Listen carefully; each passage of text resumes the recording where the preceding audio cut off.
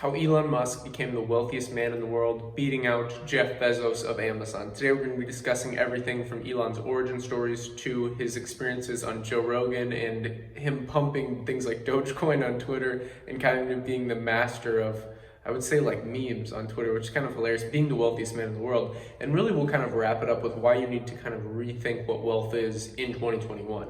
We've seen a lot of changes in the world just over the past year and kind of a lot of paradigm shifts. And I think Elon Musk is one of the great examples of why you need to kind of change how you think about creating wealth and innovation. So just to start off, Elon Musk was actually born, a lot of people don't know this, in South Africa. So he came to Canada when he was very, very young with less than, I think it was $200 in his pocket, enrolled in college, kind of found, I think it was an uncle in Canada, and kind of went from there. But to kind of focus on his younger childhood years, when he was 10 years old, he self-taught himself how to program, so computer programming. And by 12, he actually created his first video game and sold it to a company for $500. You can still play this game today. It's very interesting. Maybe we'll have a link in the description for this game if you want to check it out. But that just kind of shows at a young age the intuitive curiosity mind. He was an avid reader, very, very active reader. And the kind of sad part is his childhood wasn't all like innovation and all like kind of, like action hero style. He got bullied, and he was actually severely bullied. He was an introvert. And, he was bullied so bad that for a week he was actually like hospitalized. So they cover all these things in detail in a book that I highly, highly recommend, which is called like Elon Musk, SpaceX, Tesla, and the Fantastic Race for the Future. Ashley Vance wrote this book. We'll have this link in the description. This book is incredible. You can also get it on Audible, but it goes very, very in detail on all of Elon Musk's origin story. So I'm not going to go into like too much here. I don't want to bore you with all the exact details, but we're going to kind of go over the key elements. So just remember that at age 10, he self-taught himself how to, actually write code and code computers and then build a video game. So today people struggle to even do it with things like YouTube, where you're watching this. And it's very interesting when you kind of contrast this with our modern society, where people have this kind of like dilemma between, all the overabundance of content online, and they can't really focus on things like this, where he was able to self-teach himself. And this kind of shows that he's an outlier. Now, most people at his age at 10 weren't doing this. Most people at 12 weren't making that kind of money, $500 for a video game, which today might not seem like a lot, but adjusted for inflation, it's actually a lot of money. So kind of moving on after that, like I said, he was kind of severely bullied. He ended up moving to Canada kind of by himself, enrolled in college. He was very, very innovative in college. They actually, in the book, they even talk about how they rented this house and then kind of made a business out of it with like parties. And that was kind of his like partying stage. And then eventually he moved on to actually investing and starting a company called X.com, which is now known as PayPal. They kind of merged into PayPal. There's a lot of issues there with them like kind of kicking Elon off the board when he was boarding a plane, and a lot of controversies there. It was kind of messed up. Also, Zip2 was another company. So there's a lot of things that people don't really understand. A lot of people just look at the highlights, Tesla, SpaceX, the boring company. And I think the key thing to remember is people just look at the highlights a lot of the time. When you see people, the wealthiest men in the world, like Bill Gates, Warren Buffett, Mark Zuckerberg, Jeff Bezos, they don't really dive into the nitty-gritty of like how they got there. Have you ever read Jeff Bezos's book? Again, highly, highly recommend. It's in my recommended books, a link down in the description. But highly recommend Jeff Bezos's book, which is The Everything Store, the story of Amazon. It really shows that, he built this from pretty much nothing. He had a decent paying job, but he basically bootstrapped this. I mean, his idea was to sell books on the internet. Nobody at this time thought this was a good idea. So the common element here is these people that create big wealth, this does not happen overnight. Most people think of it like this, that it's like, oh, get rich quick, or they got rich overnight, or they were lucky, they inherited money. No. Elon Musk did not inherit money. Jeff Bezos did not inherit money. Mark Zuckerberg did not inherit money, as far as I know. Warren Buffett did not inherit money. These people bootstrapped, and they innovated. And that's why I think the concept, if you do day trading, or like just investing in general, which a lot of people that watch your channel are, long innovation, short the haters, is kind of an interesting saying.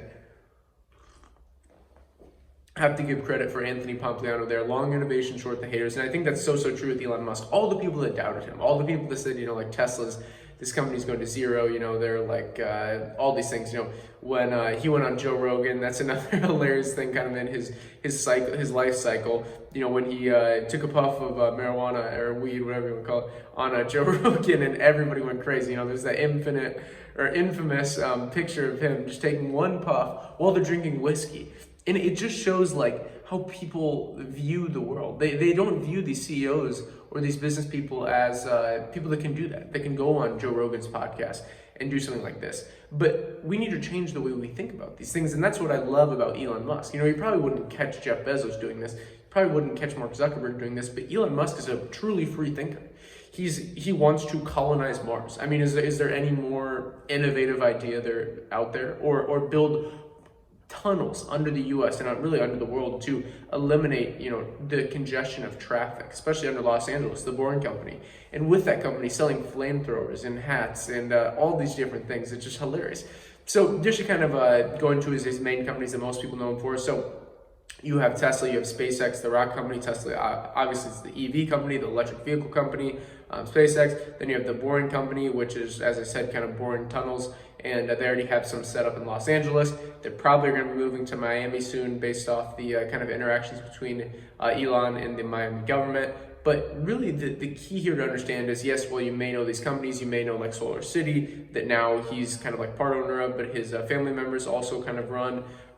The key thing to remember here is his whole life he's been innovating, and he's put massive asymmetric risk on himself and his companies. He put, after X.com, he got a lot of money from PayPal, he put a ton of money into a rocket company. Who would, if your friend came to you and said, hey, I just made, $1 million off this company, I'm gonna go invest in a space company, or I'm gonna go start my own rocket company, what would you tell them? You would probably tell them they're an idiot. But with Elon Musk, they talk about this again in the Ashley Vance book, that his friends told him this.